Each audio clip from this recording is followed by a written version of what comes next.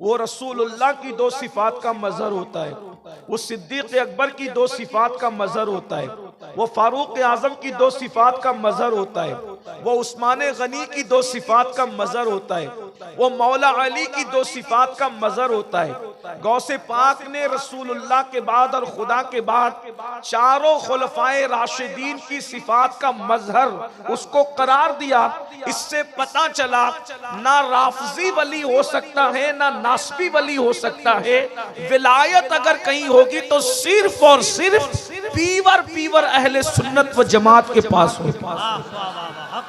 इसलिए कि नासबी के दिल में मौला अली के लिए मोहब्बत नहीं है और राफजी के दिल में शेखैन के लिए मोहब्बत और उल्फत नहीं है, तो ना विलायत वहां नजर आती है ना विलायत यहां नजर आती है। अगर विलायत कहीं नजर आती है तो सिर्फ और सिर्फ अहले सुन्नत व जमात में नजर आती है।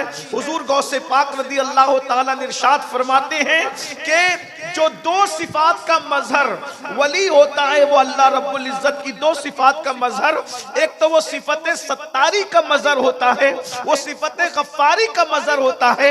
यानी वली वो होता है जो लोगों के ऐब को बयान नहीं करता बल्कि लोगों के ऐबों पे पर्दे डाला करता है। अल्लाह रब्बुल इज्जत सत्तार है, जैसे वो बंदों के ऐबों पे पर्दे डालता है। जब वो किसी को अपना दोस्त बनाता है तो सिफत सत्तारी का उसको मजहर बना देता है। वो लोगों के ऐबों को बयान नहीं करता बल्कि लोगों के ऐब पे पर्दे डाला करता है। और इस मिंबर पर अभी आपने अपनी आंखों से देखा कि अल्लाह अकबर अपने मुरीद को मना किया गया और जब उन्होंने तवज्जो न की तो झिड़की दे करके बताया गया कि अल्लाह वालों की शान क्या है कि यहाँ पर्दे नहीं उठाए जाते बल्कि पर्दे डाले जाते। नारे तकबीर, हाथों को उठा करके नारे रिसालत, नारे हैदरी, सुभान अल्लाह सुभान अल्लाह। जब ताजुल औलिया की पर्दा पोशी का ये आलम है तो अशरफुल औलिया की पर्दा पोशी का आलम क्या? वाह वाह वाह वाह वाह वाह वाह, सुभान अल्लाह सुभान अल्लाह। सिफत सत्तारी का मजहर होता है। फिर फरमाया वो सिफत गफ्फारी का मजहर होता है, यानी वो लोगों को मुआफ करता है। अपनी जात के लिए वो लोगों से लड़ाई झगड़ा नहीं करता, इसलिए कि जात के लिए लड़ना कुत्तों का काम होता है, जात के लिए लड़ना ये अल्लाह वालों का काम नहीं होता। वो सिफत गफ्फारी का मजहर होता है। इस आईने में अगर आप हुजूर अशरफुल औलिया की जिंदगी को देखें, मैंने तो उनको नहीं देखा, मैंने सिर्फ लोगों से सुना है।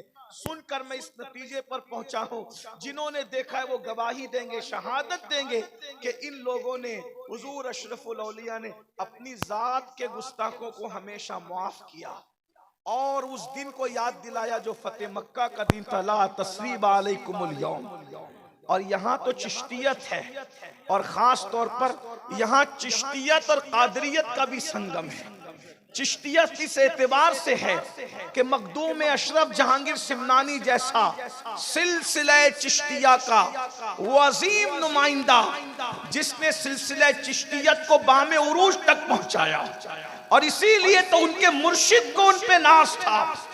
मुर्शिद अपने बेटे को खिदमत सौंपते हैं कि तुम्हें जंगल से लकड़ियां लाने जाना होगा, और सारे खुलफा और मुरीदीन को जिम्मेदारियां सौंपते हैं। खानका में झाड़ू लगाना होगा, बर्तनों को साफ करना होगा, लंगर तकसीम करना होगा, मेहमानों की खिदमत करना होगा। बेटे को भी काम दिया, सारे मुरीद और खुलफा को काम दिया। लेकिन जब मेरे मखदूम अशरफ सिमना ने अर्ज किया हुजूर सबको काम सौंपते हैं, मुझे भी कोई काम सौंप दीजिए, फरमाया अरे सब अलग है, अशरफ तुम अलग हो, इसलिए कि जब तुम आए थे तो तुम्हारे आने से पहले खिजर अलैहिस्सलाम ने तुम्हारी इतनी तारीफ की थी कि अब मुझे कोई काम देने के लिए तुम्हें हया आती है कि मैं खिजर को क्या मुंह दिखाऊंगा। अगर मैंने तुम्हें कोई काम सौंप दिया, मैं तुम्हें कोई फिजिकली एक्टिविटी नहीं सौंपना चाहता। अगर तुम कुछ करना ही चाहते हो तो जिक्र अस्कार के जरिए से मंजिलों को तय करना है। नारे तकबीर, नारे रिसालत, फैजाने मखदूम अशरफ, फैजाने मखदूमुल आलम। वाह वाह इसका मुर्शिद जिसको जिम्मेदारी और खिदमत देने और खिदमत लेने के लिए हया करे वो अशरफ सिमना है, वो हमारे मखदूम है। बहरहाल तो चिश्तियत तो इस एतबार से कि मखदूम साहब चिश्ती हैं, और कादरियत इस एतबार से कि सैयदना अब्दुल रज़्ज़ाक नूरुलैन की औलाद है। तो यहाँ चिश्तियत और कादरियत एक साथ जमा होती है, ये भी मराजल बहरैन है अल्हम्दुलिल्लाह ताला। तो चिश्तियत और कादरियत जो जमा करने की बात कर रहा हूं तो ये कि यहाँ हाय हाय हाय क्या बात, अशरफी सहबा शराबे संजरी, सुभान अल्लाह। एक ही शीशे में है दोनों भरी, कादरी सहबा शराबे संजरी, एक ही शीशे में है दोनों भरी। कादरी सहबा शराबे संजरी, कादरी सहबा शराबे संजरी, एक ही शीशे में है दोनों भरी। क्या खुशनसीबी है हम लोगों की। तो कादरियत और चिश्तियत जब मिली हुई है तो दोनों में अब बात क्या है। हुजूर गौसे पाक फरमाते हैं कि मेरा घोड़ा बेलगाम है और मेरी तलवार बेनियाम है। और चिश्ती लोग कहते हैं ख्वाजा नसीरुद्दीन चिराग दहलवी रदी अल्लाह तबारक व तआला अन्हु कि हम चिश्ती लोग किसी से उलझते नहीं, हमने अपनी तलवार नंगी करके रख दी है, जो आकर के उलझेगा उसका किस्सा खुद ही तमाम हो जाएगा। लेकिन ये अल्लाह वाले अपनी जात के लिए किसी से नहीं लड़ते, ये अपनी जात के दुश्मनों को माफ करते, सिफते गफ्फारी का मजहर होते हैं, अपनी जात के लिए नहीं लड़ते। बल्कि सरकार बाबा फरीदुद्दीन गंजे शकर रदी अल्लाह ताला तो यहाँ तक फरमाते हैं कि भाई हम सूफी लोग हैं, अल्लाह वाले लोग हैं, हमारे सामने कैंची की बात ना किया करो बल्कि सुई धागे की बात किया करो, क्योंकि कैंची एक को दो कर दिया करती है और सुई धागा एक को दो को एक कर दिया करता है। ये खानका है, यहाँ पर एक को दो नहीं किया जाता बल्कि दो को एक किया जाता है। ये सरकार बाबा फरीद गंज शकर रदी अल्लाह ताला की तालीम। अल्लाह हाय नवाजिश करम फरमाई है आपकी दुआएं सरकार जी, न मोहब्बतें आप। तो एक बात मुझे यहाँ याद आई, जात के लिए न लड़ना और अल्लाह के लिए दुश्मनी रखना, उसकी एक मिसाल पेश करता हूँ। सरकार ख्वाजा नसीर मिल्लत वद्दीन ख्वाजा नसीरुद्दीन चिराग दहलवी की बात याद आई। कुछ लोगों ने बादशाह के पास जाके चुगली की कि ये लोग तो सिमा में रात दिन रहते हैं, ये अल्लाह वाले लोग नहीं हैं और ये ऐसे ही हैं वैसे वगैरह वगैरह कहा। बादशाह ने कहा ठीक है हम उनको अपना नौकर बनाएंगे और उनसे अपनी खिदमत लेंगे।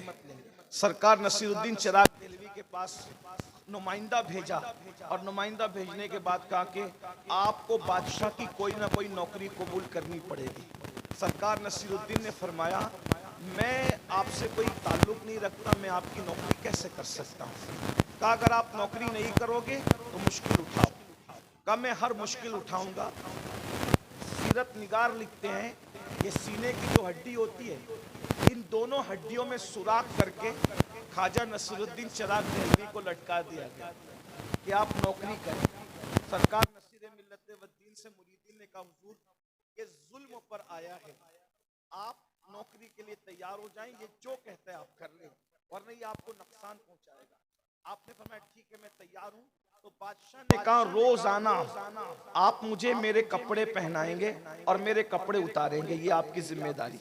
तो ख्वाजा नसीर रोजाना कपड़े पहनाने लगे और कपड़े उतारने लगे, लेकिन बद्दुआ नहीं की क्योंकि अब तक जात तक मामला था, जाती दुश्मनी थी। ये बादशाह को ख्वाजा नसीर से जाती दुश्मनी थी, चिराग दहलवी से। चिराग दहलवी कौन है?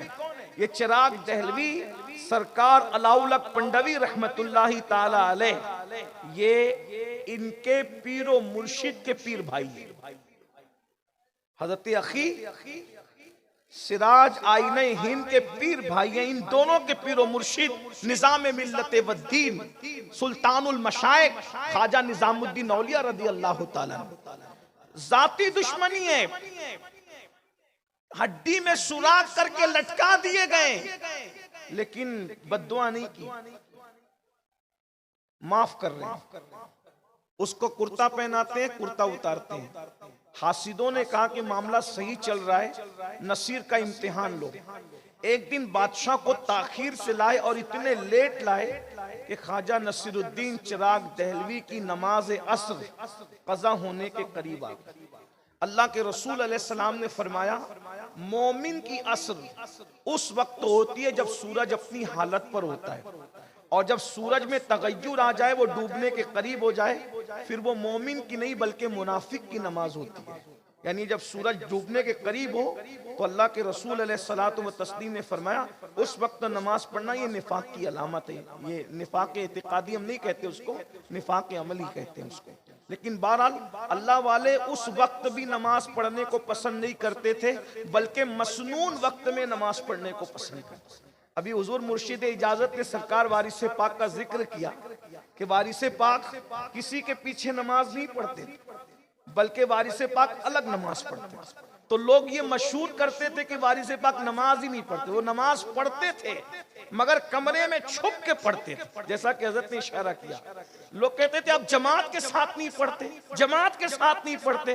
तो वारिस पाक कहते थे अरे जमात से पढ़ाना है तो अली हुसैन अशरफी जैसा इमाम ला करके दो ना। सुभान अल्लाह, सुभान अल्लाह।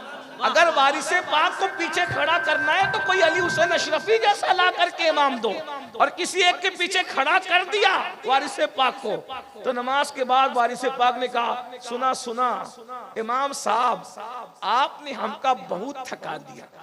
सरकार वारिस पाक कहते बहुत थकाया आपने हमका। कहा वो कैसे? कहा हम तो आपके पीछे नमाज के लिए खड़े हो गए, लेकिन कभी चारे की दुकान पर, कभी किराना दुकान पर, कभी कहीं लेके भटकते रहे। जहां जहां इमाम गया पीछे पीछे वारिस थे। तो कहा ऐसी नमाज भी क्या नमाज है। लेकिन ये हम लोगों के लिए, हम लोगों को तो हर सही अकीदा की इब्तिदा करनी चाहिए कि वारिस पाक का मर्तबा और था, हमारा मर्तबा और है। तो अंदाजा फरमाए तो भाइयों हम लोग क्या हैं।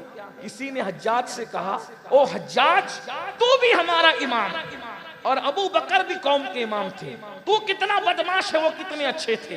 हज्जाज तो हज्जाज था, बदमाश था, लेकिन हाजिर जवाब था। उसने कहा तुम अबू हुरैरा बन जाओ, मैं भी अबू बकर सिद्दीक जैसा बन जाऊं। जब तुम अबू हुरैरा नहीं बन सकते तो तुम्हें अबू बकर सिद्दीक जैसा इमाम कैसे मिल सकता है। बस मैं यही आपसे कहना चाहता हूं, जब हम वारिस पाक नहीं बन सकते तो हमें भी अली हुसैन अशरफी मियां जैसा इमाम नहीं मिल सकता। सूद खाते रहोगे, हराम खाते रहोगे, औरतों पे बदनजरी करते रहोगे, इसी तरीके से अपनी बेटियों को बाजार और वलीमों में बेपर्दा घुमाते रहोगे, और फिर सोचो कि हमें भी आला हजरत अशरफी मियां जैसा इमाम मिल जाए। तो बात ऐसी है ना, जैसे हम रहेंगे वैसे, जैसे हम वैसे हमारे इमाम, जैसे हम वैसे हमारे पीर, जैसे हम वैसे हमारे मशाइख। अरे तू खुसरो बन, तेरा पीर निजामुद्दीन महबूब इलाही तो है ना। पीर को तलाश करने की जरूरत नहीं, हमने खुसरो बनना है। अगर तू अशरफ सिमना बन जाए तो अलाउल हक पंडवी जैसा पीर होगा। क्या बात है, वाह वाह वाह। अगर तू अल्लाह अकबर कुतुबुद्दीन बन जाए तो तुझे मोइनुद्दीन गरीब नवाज जैसा पीर मिल जाएगा।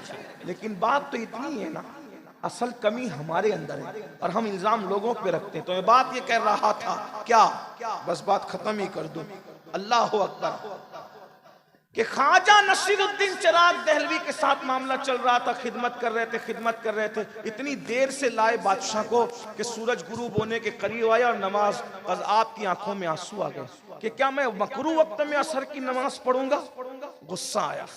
अब तक जाती दुश्मनी थी, नसीरुद्दीन ने हर तकलीफ झेली, तकलीफ बर्दाश्त की, लेकिन जब दीन पर बात आई, नमाज तर्क होने की बात आई, नमाज कज़ा होने की बात आई, मकरू वक्त में नमाज पढ़ने की बात आई, तो उसके बाद कुर्ता तो पहनाया और पहनाते हुए आंख में आंसू लेकर बांधते हुए कहा बांधे नसीर खोले गस्साल। ये वली की जबान, ये वली की जबान है। गुफ्ते अल्लाह बुवत गर्चे अज हल्कू में अब्दुल्ला बुवत। उसकी बोली गोया के खुदा की तरफ से होती है। वो अल्लाह का वली बोलता है मगर वली की जबान पर खुदा का फरमान जारी होता है कि शान से कहा बांधे नसीर खोले गस्साल, यानी नसीर बांध रहा है और इसको मरने के बाद अब गुस्ल देने वाला गस्साल खोलेगा। दुनिया ने देखा आज के सूरज के बाद कल का सूरज गुरूब नहीं हुआ और बादशाह मर गया, उसकी रूह परवास कर गई, इसलिए कि अब जान की दुश्मनी की बात नहीं थी, अब इस्लाम की दुश्मनी की बात थी। तो अल्लाह का वली वो होता है जो सिफत सत्तारी और सिफत गफ्फारी का मजर होता है। वो ना ऐब खोलता है और ना जाती दुश्मनी करने वालों से बदला लेता है। दो सिफात उसमें रसूलुल्लाह की होती है। एक सिफत ये कि रसूलुल्लाह रफीक है उम्मत पर और शफीक है उम्मत पर। तो जो अल्लाह का वली होता है वो रसूलुल्लाह की उम्मत पर रफीक भी होता है और शफीक भी होता है, यानी उसके अंदर चिड़चिड़ापन नहीं होता, वो लोगों को डांटता नहीं, वो लोगों को गालियां नहीं देता, वो लोगों को झिड़कता नहीं, वो अमीर और गरीब में फर्क नहीं करता। रसूलुल्लाह की महफिल में जहां सिद्दीक अकबर जैसे मालदार को पहलू में जगह मिलती थी, वहीं पर बिलाल जैसे गरीब को भी पहलू में जगह मिलती थी। उस्मान गनी जैसे को प्यार मिलता था मालदार को, तो अबू जर गिफारी जैसे गरीब को भी प्यार मिलता था। उसी तरह जैसे मुस्तफा जान रहमत उम्मत पर रफीक और शफीक थे, जब अल्लाह किसी को वली बनाता है तो उसके अंदर भी रिफ़क़त और शफकत का अंदाज पैदा कर देता है। वो माँ की तरह प्यार करता है, वो शफकत देता है, वो मोहब्बत करता है। दो सिफात उसमें सिद्दीक अकबर की होती है, वो सादिक होता है, वो मुसद्दिक होता है, यानी कि वो सच बोलता है और सच की तस्दीक करता है। और दो सिफत फारूक आजम की होती है, वो अम्र बिल मारूफ करता है, नहीं अनिल मुनकर करता है। अम्र बिल मारूफ का मतलब ये है वो नेकी का हुक्म देता है और बुरी बातों से मना करता है। उसके सामने जब कोई बुरा काम किया जाए वो बेचैन हो जाता है, वो बुराई को रोक देता है। अम्र बिल मारूफ और नहीं अनिल मुनकर, नेकी का हुक्म देना, बुरी बात से मना करना, ये अल्लाह के वली की पहचान है। दो सिफत उसमें उस्मान गनी की होती है, एक तो वो दिन को सखावत करता है और रात को इबादत करता है। इसका मतलब ये है कि वली लूटने वाला नहीं होता बल्कि वली लुटाने वाला होता है। हमने हर वली को लूटते नहीं बल्कि लुटाते देखा है। अरे जमीन के ऊपर रहते हैं तो भी उनके नाम पर लोग पलते हैं और जमीन के अंदर चले जाते हैं तो भी उनके लंगर पर हजारों का गुजारा होता नजर आता है। उस्मान गनी की दो सिफात होती है कि वो दिन का सखी होता है, रात का आबिद होता है। और दो सिफात उसमें मौला अली की होती है, वो ये कि वो जाहिल नहीं होता बल्कि वो आलिम होता है और वो बहादुर और शुजा होता है। मौला अली कैसे बहादुर थे, कभी दीवार हिलती है, कभी दर कांप जाता है। अली का नाम सुनकर अब भी खैबर कांप जाता है। पूरी जिंदगी कभी अली के सिपर को कोई गिरा ना सका, लेकिन मरहब ने ऐसा वार किया कि मौला अली की सिपर गिरा दी। एक दिन अली की सिपर गिर गई, अली ने सजा क्या दी कि उसके खैबर के दरवाजे को तोड़कर अपनी सिपर बना करके बताया, अली से सिपर छीनोगे तो तुम्हारा दरवाजा तोड़ करके सिपर बनाई जाएगी। और उसके बाद जब उखाड़ करके फेंक दिया, 70 लोग मिलकर भी उठा न सके। वाह वाह वाह वाह वाह वाह वाह। फरमाया दो सिफात उसमें मौला अली की होती है, वो बहादुर होता है और वो आलिम होता है। अब ये 12 सिफात अगर आपको किसी में देखना है तो दिल दिमाग के दरीचों को खोलकर माजी के झरोके में झांक कर देखो तो आपको अशरफुल औलिया की तस्वीर उभरती हुई नजर आएगी। अस्सलामु अलैकुम व रहमतुल्लाह। माशाअल्लाह माशाअल्लाह।